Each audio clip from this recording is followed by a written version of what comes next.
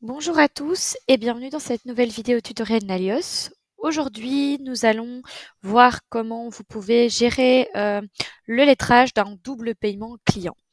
Par exemple, vous envoyez une facture à votre client et par erreur, il vous paye 2 fois et vous recevez 2 fois son paiement. Comment vous allez pouvoir le rembourser et gérer du coup le lettrage de toutes ces opérations. Donc la première chose à faire ici, c'est qu'on va aller créer deux factures, une facture client pour Nalios.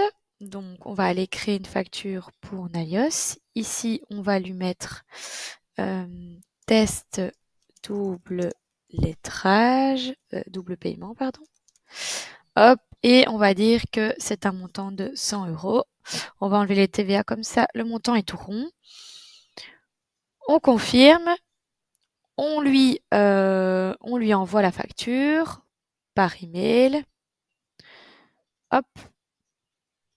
Donc il a bien la communication structurée et il va du coup faire son paiement. Une fois que le client aura réglé sa facture, vous aurez alors dans le journal de banque ici les deux paiements. Donc ici, on voit bien qu'on a deux paiements à la même date du même montant avec la même communication structurée qui sont donc les deux paiements de cette facture. Alors comment vous pouvez retrouver des doubles paiements? Depuis les opérations, donc ici vous retournez en arrière, vous allez dans les trois petits points ici de votre banque et vous allez dans les transactions. Vous allez, grâce au filtre et au groupement, pouvoir retrouver peut-être facilement, en tout cas vous aider à retrouver les doubles paiements. Donc ici, ce que vous allez faire, c'est que vous allez filtrer sur les opérations non lettrées. Dans notre cas, on n'en a que 3, mais il pourrait y en avoir beaucoup plus. Vous allez pouvoir regrouper par libellé, donc ce qui est en fait ici la communication structurée. Et si vous voyez, par exemple, ici, on voit qu'on a deux enregistrements pour ce libellé-là, ce qui est bizarre parce que chaque communication structurée est censée être différente, sauf si, évidemment, votre client paye en deux fois une facture. Par exemple avec un acompte, dans ce cas-là, il utilisera deux fois le même libellé. Mais si vous voyez que c'est le même montant, le même libellé, et que vous allez rechercher sur ce client-là pour voir les factures émises, et que vous voyez que fatalement c'est une erreur, vous allez pouvoir le rembourser. Donc c'est une manière un peu plus pratique d'aller retrouver en fait ces doubles paiements. Vous pourriez aussi ajouter un filtre de date. Comme ça, tous les jours, vous allez regarder à la date du jour si vous avez des paiements avec la même communication structurée, le même montant pour le même client. Vous pouvez le faire tous les jours, toutes les semaines, voire tous les mois. Une fois que c'est fait, vous savez que du coup, vous allez ici lettrer un des deux paiements avec la facture qui est en cours. Donc ici, on va aller reprendre la facture, c'est celle-ci. On voit bien qu'elle a la même libellée, le même montant. On la sélectionne, donc c'est celle-ci, et on va pouvoir aller valider. Ce qui fait que maintenant, si je retourne sur mes factures clients et je retourne celle-ci, on voit bien qu'elle a été marquée comme payée et qu'elle a été lettrée avec du coup mon paiement ici, le numéro 13. Donc une fois que c'est fait, il va falloir créer maintenant un remboursement à votre client. Donc ce que vous allez faire, c'est que vous allez créer un paiement fournisseur. Hop. Donc ici, on sait que votre fournisseur, bon, c'est pas votre fournisseur, mais c'est un remboursement, donc c'est Nalios. Vous savez que vous allez le rembourser 200 € sur le journal de banque.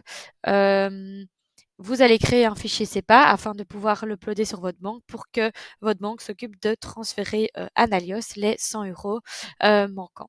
Donc une fois que c'est fait, vous allez valider le paiement, mettre le fichier SEPA du coup dans votre banque et vous allez recevoir les 100 € qui ont été remboursés sur votre banque.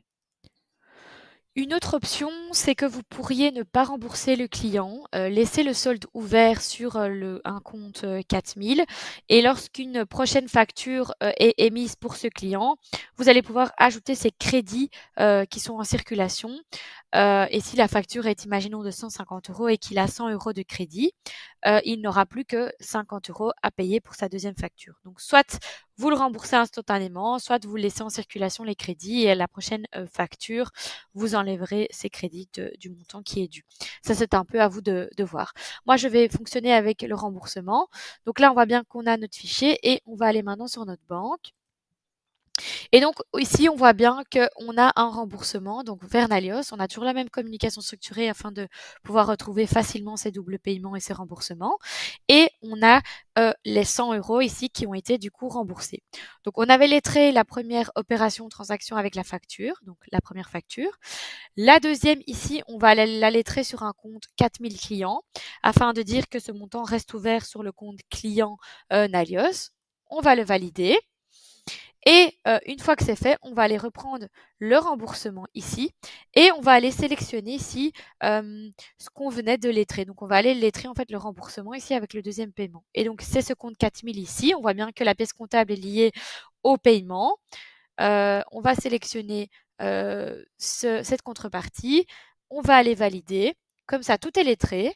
Et maintenant, si on retourne sur notre livre des tiers et qu'on cherche Nalios, ici, la facture